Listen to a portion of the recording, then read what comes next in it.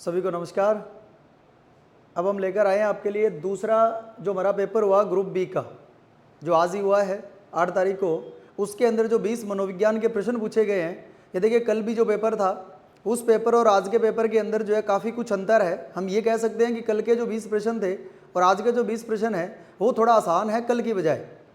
कल वाले में यदि एक अच्छा पढ़ने वाला विद्यार्थी जो है 12-13 तक पहुंच पाया तो इस पेपर के अंदर जिसने अच्छा खासा मनोविज्ञान को पढ़ा है वो 16-17 प्रश्न जो इजीली क्लियर कर जाएगा। लेकिन फिर भी स्टैंडर्ड दोनों पेपर का अच्छा था। पिछला जो मनोविज्ञान के 20 क्वेश्चंस थे वो भी बहुत बेहतर प्रश्न थे और इस पेपर में भी यूँ नहीं है कि बहुत ऊपर के प्रश्न थे।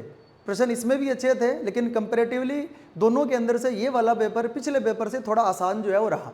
तो क्या इनके आंसर्स होंगे, बिल्कुल प्रमाणित रूप से जो है वो आपके सामने लेकर आए हैं। तो बात करते हैं इस पेपर में दिए गए पहले प्रश्न की। पहला प्रश्न जो हमसे पूछा गया कि शैक्षिक मनोविज्ञान के क्षेत्र को आकार देने वाली कई ऐतिहासिक जड़ों में से एक अग्रणी व्यक्ति जिन्होंने पहली शैक्षिक मनोवैज्ञानिक प्रयोगशाला स्थापित की, ये जिसको पता था वो इसका आंसर निकाल पाया कि मनोविज्ञान की पहली जो शैक्षिक मनोवैज्ञानिक प्रयोगशाला की स्थापना किस विद्वान ने की, जिसने बालक को एक सक्रिय अधिगमकर्ता के रूप में देखा। तो देखिए ऑप्शन भी बहुत अच्छे लिए गए थे। वैसे इसमें एक ऑप्शन है E.L. थॉर्नडाइक, इसको प्रथम शैक्षिक मनोवैज्ञानिक माना जाता है। तो हो सकता है कई लोगों ने इस प्रश्न को भी उठा लिया हो, लेकिन उसने पूछा ये था कि पहली शैक्षिक मनोविज्ञान प्रयोगशाला की स्थापना किस विद्वान ने करी। तो इसका आंसर होगा जी जॉन डीवी। इसका जो आंसर है वो जॉन डीवी रहेगा, जिन्होंने सर्वप्रथम बालक को एक एक्टिव लर्नर के रूप में जो है वो मनोविज्ञान के अंदर कंसिडर जो है वो किया और पहली शैक्षिक मनोवैज्ञानिक प्रयोगशाला की स्थापना की। चलते हैं क्वेश्चन नंबर 2 पर। विकास के रेफरेंस में था, अच्छा प्रश्न था कि विकास के प्रारूप यानी पैटर्न को समझने के लिए निम्नलिखित में से कौन सा एक तथ्य आवश्यक नहीं है, यानी जो विकास के लिए आवश्यक नहीं है वो निकालना था। इसने कहा कि विकास के प्रारंभिक आधार जटिल होते हैं, ये बिल्कुल सही बात है। हमने बहुत बार पढ़ा है कि जो प्रारंभिक अवस्था का जो विकास होता है वो बाद वाली अवस्थाओं से महत्वपूर्ण माना गया है। नंबर 2, विकास उत्तेजना द्वारा बढ़ता है, ये भी सही बात है। यानी हम किसी को मोटिवेट करते हैं या हम यूं कहें कि किसी को उकसाते हैं तो उससे भी विकास के ऊपर प्रभाव पड़ता है। विकास सभी व्यक्ति समान होते हैं, ये वाला आंसर है देखिएगा, क्योंकि सभी व्यक्ति समान नहीं होते हैं। विकास व्यक्तिगत भिन्नता पर कार्य करता है।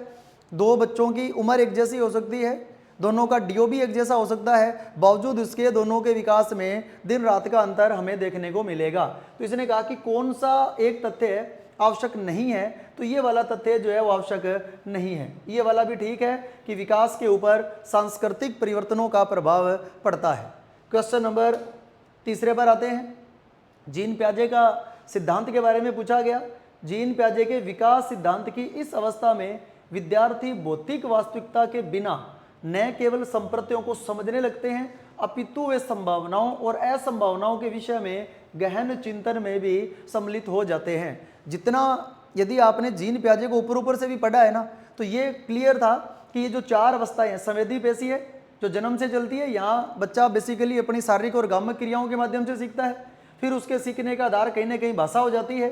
तीसरे के अंदर केवल मूर्त संप्रतियों के प्रति जो है वो अपनी संक्रियाओं का यूज कराता है। लेकिन ये जो चौथी अवस्था आती है, ये जो फॉर्मल ऑपरेशनल स्टेज है, इस स्टेज के अंदर बच्चा गहन चिंतन करना प्रारंभ कर देता है। यानी हम यूं कहें कि यहाँ बच्चे का तार्किक चिंतन जो है वो पूर्ण हो जाता है, यानी तार्किक चिंतन करना प्रारंभ कर देता है। तार्किक चिंतन एक प्रकार का अमूर्त चिंतन है ना। तो यदि आपने जीन प्याजे को थोड़ा बहुत भी पढ़ा है और यदि ये शब्द आपको समझ आ गया कि वो गहन चिंतन की बात कर रहा है, तो गहन चिंतन अवस्था नंबर 4 में होता है। तो इसका आंसर रहेगा जी नंबर 4। चलते हैं क्वेश्चन नंबर 4 पर। कैरोल का प्रश्न था कि कैरोल के अनुसार एक शिक्षक को कक्षा में शैक्षिक मनोविज्ञान को व्यवहारिक रूप से कैसे लागू करना चाहिए। 4 स्टेटमेंट में था। पहला था कि केवल शैक्षिक सामग्री प्रदान करने पर ध्यान देकर, यदि थोड़ा बहुत पढ़ा है तो केवल शब्द इसको रिजेक्ट कर देगा। मनोवैज्ञानिक प्रयोग करके कोई मतलब नहीं है, मनोवैज्ञानिक सिद्धांतों को कंठस्थ करा के कुछ नहीं है। यदि इस प्रश्न को आपने अच्छे से पढ़ा हो तो ये एक पॉजिटिव आंसर निकल रहा है कि छात्रों के विद्यालय अधिगम के सभी पक्षों को समझकर। यदि आपने भले ही कैरोल का नहीं पढ़ा हुआ है, यदि कैरोल का नाम भी हमें नहीं पता और यदि आप चारों ऑप्शंस देखेंगे तो इन चारों ऑप्शंस के अंदर जो हमें पॉजिटिव ऑप्शन दिखेगा ना, वो ये दिखेगा कि छात्रों के विद्यालय अधिगम के सभी पक्षों को समझकर। तो इसका आंसर हो जाएगा जी आंसर नंबर 3।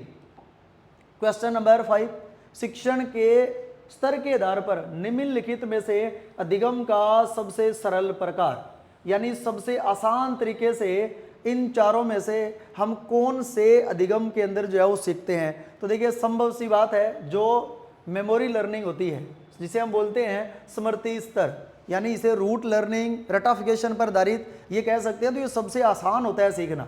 इसके अलावा यदि अंडरस्टैंडिंग पर है तो जोर आएगा, देखिए इंक्वायरी के अंदर भी जोर आता है, और चिंतन स्तर वैसे ही सर्वश्रेष्ठ प्रकार का जो है वो अधिगम माना गया है। तो यहाँ इसने ये पूछा कि सबसे सरलतम प्रकार कौन सा है, तो जो रूट लर्निंग है, रटाफिकेशन यानी चीज़ों को बिना सोचे समझे जो दे रखा है उसको क्लेम कर लेना ही किसी भी सीखने का सबसे सरल प्रकार होता है। तो ये जो मेमोरी लर्निंग है ना, जो हमारी मेमोरी पर आधारित होती है, ये सबसे सीखने का सरलतम प्रकार माना गया है। तो इसका आंसर होगा जी आंसर नंबर 2।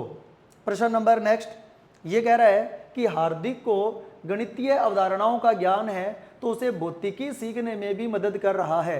यानी ये आपके ट्रांसफर ऑफ लर्निंग का क्वेश्चन है। देखिए कि गणित का सीखा हुआ ज्ञान यदि फिजिक्स पढ़ने में भी सहायता कर रहा है ना, तो ये सीखने के किस सिद्धांत की ओर इशारा कर रहा है। यानी किस सिद्धांत ने ऐसा कहा कि यदि दो विषयों के अंदर दो तत्वों में समानता होगी ना तो ये ट्रांसफर ऑफ लर्निंग हो पाएगा। तो देखिए ये वाला थोंडाई का जो एक सिद्धांत था, समान अवयव या तत्वों का सिद्धांत, थोड़ा सा दिमाग यदि लगाया है तो हम आराम से कर जाएंगे कि गणित की जो अवधारणा है वो बेसिकली फिजिक्स से जो है वो मिलती जुलती होती है ना। तो इसका जो सही आंसर होगा कि किस सिद्धांत द्वारा समझाया जा सकता है, तो इसका आंसर होगा जी आंसर नंबर 2।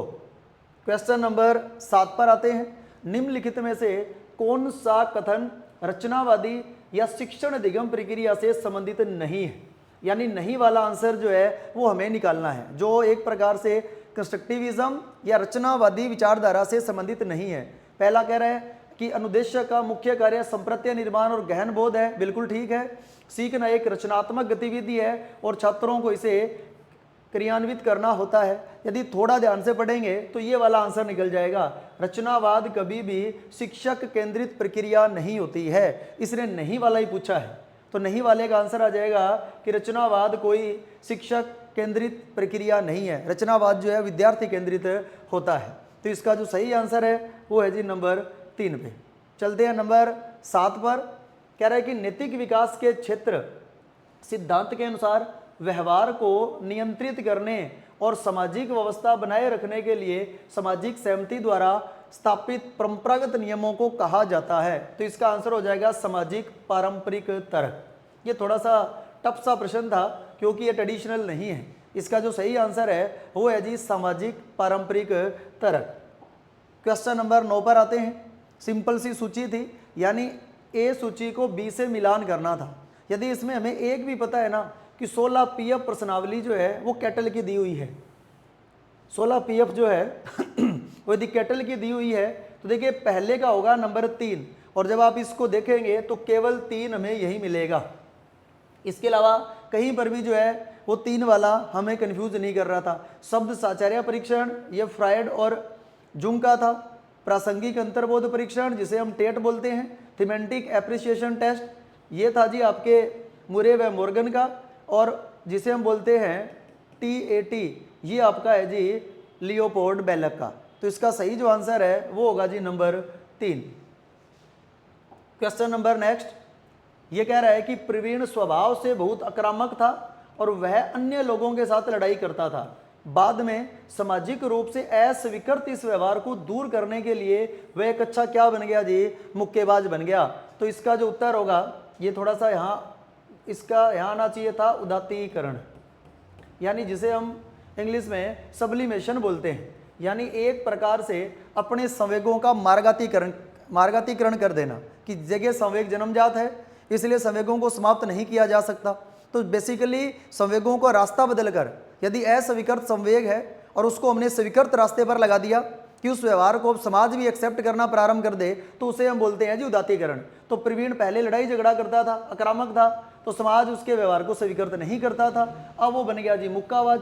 मुक्केबाज बना तो व्यवहार तो भी उसका आक्रामक है और मुक्केबाज के लिए लड़ाई कर रहा है मुक्केबाज के साथ, लेकिन अब इसका ये व्यवहार जो है सामाजिक रूप से हो गया जी स्वीकृत। तो इसका उत्तर होगा जी उदात्तीकरण, यानी नंबर 1 जो है वो आपका ऑप्शन रहेगा। क्वेश्चन नंबर 11, निम्न में से कौन सा विकल्प आलपोर्ट द्वारा वर्गीकृत व्यक्तिगत शील गुणों को दर्शाता है?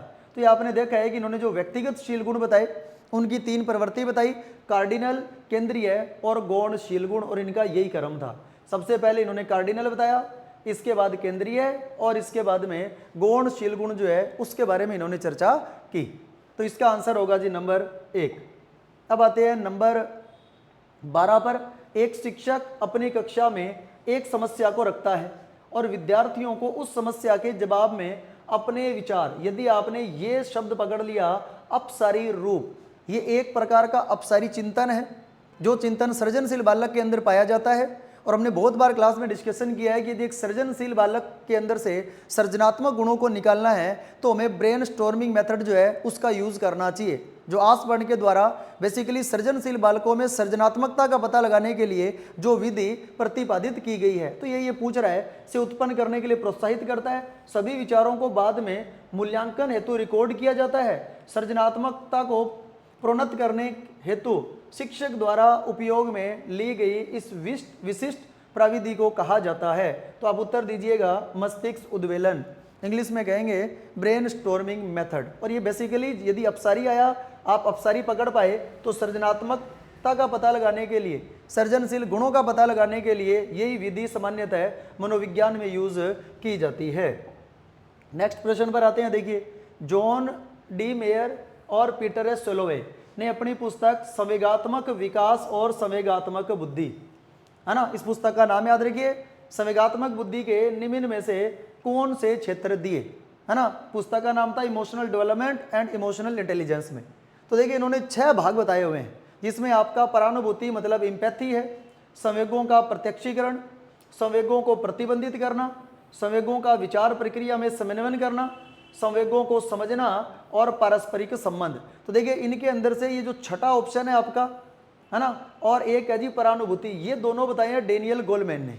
बाकी जो हमारे पास बचे, संवेगों का प्रत्यक्षीकरण, संवेगों को प्रतिबंधित करना, संवेगों का विचार प्रक्रिया में समन्वय और संवेगों को समझना, ये चारों प्रकार जो है ये बताए हुए हैं जी मेयर और पीटर एस सोलोवी के। तो इसका आंसर हो जाएगा जी नंबर 1 कि दूसरा, तीसरा, चौथा और पांचवा, यानी पहला नहीं है और छठा नहीं है। ये 4 प्रकार जो है ये बताए हैं जी जॉन मेयर और पीटर सोलोवी ने अपनी पुस्तक में। क्वेश्चन नंबर नेक्स्ट, आसान सा प्रश्न था। गिलफोर्ड ने बुद्धि प्रतिमान में जो इनका जो त्रिआयामी सिद्धांत था, इसमें कि बौद्धिक कार्यों की आधारभूत आयामों में से निम्नलिखित में से कौन सा आयाम सम्मिलित नहीं है, यानी जो बुद्धि के इन्होंने 3 आयाम बताए, उसमें आपकी संक्रिया थी, उसमें आपकी विषय वस्तु थी और इसमें था जी उत्पाद। इन्होंने कहा जी कौन सा शामिल नहीं है, तो उत्तर होगा जी दक्षता। दक्षता का इन्होंने कहा कोई भी, है ना, लेना देना नहीं है। यानी इन्होंने जो त्रिआयामी सिद्धांत बताए उसमें बुद्धि के जो 3 आयाम बताए उसमें संक्रिया बताई, विषय वस्तु बताई और तीसरा बताया जी उत्पाद। इसने कहा कौन सा नहीं बताया, तो इन्होंने दक्षता जो है इसके बारे में नहीं बताया। क्वेश्चन नंबर नेक्स्ट, आंतरिक अभिप्रेरणा का कौन सा घटक, देखिए गर्व और सफलता की भावना, कि कब हमें प्राउड महसूस होगा और कब हमें हमारे अंदर जो है सफलता की भावना आएगी। तो सिंपल सा मतलब है कि इस शब्द को यदि हम समझ पाए कि गर्व और सफलता की भावना हमें तभी आती है जब हमें किसी चीज़ पर हमारी मास्टरी हो जाती है। मास्टरी का मतलब होता है जी निपुणता। इसका सही आंसर होगा जी निपुणता। यही पूछा है, से संबंधित है जो एक व्यक्ति कठिन कार्य करते समय अनुभव कर सकता है ना। तो यदि कोई कठिन कार्य में हमें उसको करने में अच्छा लग रहा है, प्राउड फील हो रहा है, इट मीन्स उस कार्य के ऊपर हमारी मास्टरी है। तो उत्तर होगा जिसका निपुणता। आगे बढ़ते हैं। क्वेश्चन नंबर 16, निम्न में से कौन सा तथ्य ऐसा है जिसे कक्षा में व्यक्तिगत विभिन्नताओं के प्रभावी क्रियान्वयन हेतु सावधानी की आवश्यकता होती है। तो देखिए पहला, संपूर्ण कक्षा से समान दक्षता प्राप्त करने की अपेक्षा करना, ये बिल्कुल गलत बात है। कक्षा मिश्रित क्षमताओं का समूह है, तदनुसार शिक्षण योजना बनाना आवश्यक है, ये बात ठीक है।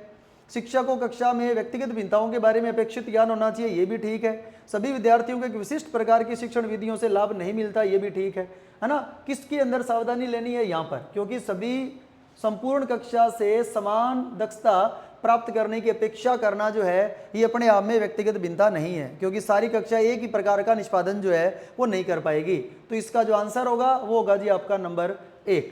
क्वेश्चन नंबर 17, नीचे कुछ दिशा निर्देश दिए गए हैं जो विद्यार्थियों के स्वयं निर्णय मतलब खुद डिसीजन लेने पर और स्वायत्ता और स्वतंत्रता को प्रेरित करने के लिए सहायक है। इनमें से कौन सा विकल्प सहायक नहीं है? विद्यार्थियों को विकल्प चुनने की अनुमति देना और उन्हें प्रोत्साहित करना, ये बिल्कुल सही है। विद्यार्थियों के विकल्पों के परिणाम के लिए शिक्षक को उत्तरदायी ठहराना, ये नहीं होगा। देखिए ये सहायक नहीं है। कौन सा विकल्प सहायक नहीं होगा? तो ये वाला नहीं है, क्योंकि ये शिक्षक से संबंधित हो गया कि हम बच्चों की कमियों के लिए शिक्षक जो है उसको उत्तरदायी नहीं ठहरा सकते, है ना। उसमें यदि स्व निर्णय और स्वतंत्रता की भावना यदि जागृत करनी है तो ये वाला विकल्प जो है उसमें सहायता नहीं करेगा। क्वेश्चन नंबर 18 आते हैं। देखिए अच्छा प्रश्न था, संबंधों की अनुभूति और प्रतीकों व विचारों को पुनर्संरचित करना जैसी प्रक्रियाओं को अभिक्षमता के किस घटक में वर्गीकृत किया गया है? यदि आपने देखो अनुभूति का मतलब होता है एक्सपीरियंसेस हो गए, यदि सिंबल बन रहे हैं, थॉट आ रहे हैं, देखिए है ना, ये सारे कहाँ पर आएंगे? तो सिंपल सा उत्तर था कि सारे बुद्धि से संबंधित है, इसलिए इसका आंसर हो जाएगा जी बौद्धिक घटक। संवेदी घटक हमारी संवेदनाओं से संबंधित है। मनोगतिज, जिसको मैं एक प्रकार से मोटर डेवलपमेंट कह सकते हैं, यानी शारीरिक क्रियाओं से संबंधित है। और मेटा घटक के अंदर कोई परिकल्पनाएं वगैरह, है ना, समस्या का समाधान सोचना, इनसे संबंधित होता है। तो ये यदि हम थोड़ा सा भी ध्यान लगाते तो ये सारी चीज़ें हमारी बुद्धि से संबंधित है, इसलिए इसका आंसर हो जाएगा जी आपका बौद्धिक घटक। क्वेश्चन नंबर 2 लास्ट, निम्न में से कौन सी विशेषता रुचि से संबंधित नहीं है? रुचियों को अर्जित नहीं किया जा सकता, यही आंसर है, क्योंकि रुचियों को अर्जित किया जा सकता है। यानी हमारी रुचियां दो प्रकार की होती है, एक रुचि जन्मजात भी है और एक रुचि है जी आपकी अर्जित। हाँ, यदि नाम मैस्लो का देके पूछे कि मैस्लो के अनुसार रुचि क्या है, तो मैस्लो ने रुचि को केवल जो है वो जन्मजात माना है, केवल अर्जित माना है ना। लेकिन इसने कहा कि रुचियों को अर्जित नहीं किया जा सकता, ये स्टेटमेंट इसका गलत है। रुचि एक अभिप्रेरक शक्ति है, ये बिल्कुल ठीक बात है। क्रो एंड क्रो ने कहा रुचि के अनुसार कार्य करने से लक्ष्य प्राप्ति में मदद मिलती है, ये बात भी ठीक है। और रुचियां ना तो स्थिर होती है और ना रुचियां स्थायी होती है ना। तो स्टेटमेंट, गलत स्टेटमेंट हमें आइडेंटिफाई करना है, तो ये वाला जो है ये आपका हो जाएगा कि रुचियों को अर्जित नहीं किया जा सकता। आगे बढ़ते हैं, देखिए लास्ट क्वेश्चन की ओर, जो कल भी इसी प्रकार का एक प्रश्न था कि निम्नलिखित में से कौन सी उपचारात्मक तकनीकी अपचारियों का मतलब होता है जी बाल अपराधी। एक प्रकार से अपचारी मतलब जो बाल अपराधी बालक है या जो अपराधी जो है के सुधारने के लिए उपयोग की जाती है, मतलब कौन सी यूज करेंगे? तो देखिए इसमें ए विधि भी यूज होती है। इसके अंदर मोस्टली जो है एक मनोचिकित्सक की सहायता ली जाती है बाल अपराधी बालकों को सुधारने में। संवर्धन कार्यक्रम का इससे कोई लेना देना नहीं है, क्योंकि ये प्रतिभाशाली बालकों के लिए। पुनर्वास विधि है जहाँ पर एक बालक के अंदर स्वतः ये भावना प्रबलित होती है कि उसे इस प्रकार का व्यवहार नहीं करना चाहिए। और व्यवहारगत विधि के अंदर जो है ये पुनर्बलन के माध्यम से, है ना, एक बाल अपराधी को सुधारने का प्रयास किया जाता है। यानी बाल अपराधियों के लिए मनोगतिज, पुनर्वास और व्यवहारगत, ये तीनों प्रकार की विधियां यूज की जाती है। तो इसका ऑप्शन हमें बन जाएगा ए, इसका जो आंसर बनेगा ए, सी और डी। ये थोड़ा सा यहाँ मिसप्रिंट हुआ है, ए, सी और डी। तो इसका आंसर आ जाएगा जी नंबर 4। ये आपके 20 प्रश्न थे जो आज के पेपर में यानी 8 तारीख को जो हमारा ग्रुप बी का पेपर हुआ इसमें पूछा गया। देखिए हम 2 आंसर की और करेंगे आने वाले समय में, और उसके बाद जो भी आपकी कुछ अलग जो रीट का बेसिकली सिलेबस है, फ्लैगशिप योजनाओं का, या हम यूँ कहें कि जो जन कल्याणकारी योजनाएं हैं, है ना, इन योजनाओं की हम आगे चलकर जो है वो चर्चा करेंगे। तो मेरा आप सबसे आग्रह है कि यदि आप इस चैनल पर नए हैं, पहली बार देख रहे हैं, तो इस चैनल को सब्सक्राइब करो और अपने जितने भी मित्र हैं उन तक पहुंचाइएगा। बहुत अच्छा आपको मैटर जो है हम इस चैनल के थ्रू रेगुलरली जो है प्रोवाइड कराएंगे, जिसमें करंट जीके भी हम करने का प्रयास करेंगे, है ना। जो आपका स्कूल मैनेजमेंट है उसके भी बहुत अच्छा कंटेंट जो आपके लिए लेकर आएंगे, और मनोविज्ञान बेसिकली हमारा साथ में जो है वो चलता रहेगा। लेकिन इसके लिए थोड़ा रेनफोर्समेंट या पुनर्बलन आपकी तरफ भी आना चाहिए, तो आप ज़्यादा से ज़्यादा अपने दोस्तों तक इस चैनल को पहुंचाइएगा। और डेफिनेटली जिस प्रकार के पेपर अभी आए हैं हम आने वाले समय में भी हमारे कंटेंट में थोड़ा चेंजेस करके और प्रयास करेंगे कि जिस लेवल के इस बार आरपीएससी ने पेपर पूछे हैं मनोविज्ञान में भी, हम उसी प्रकार के पैटर्न पर चलने का प्रयास जो है वो करेंगे। अब हम मिलेंगे अगली सी ग्रुप की आंसर की के साथ कल, तब तक के लिए धन्यवाद।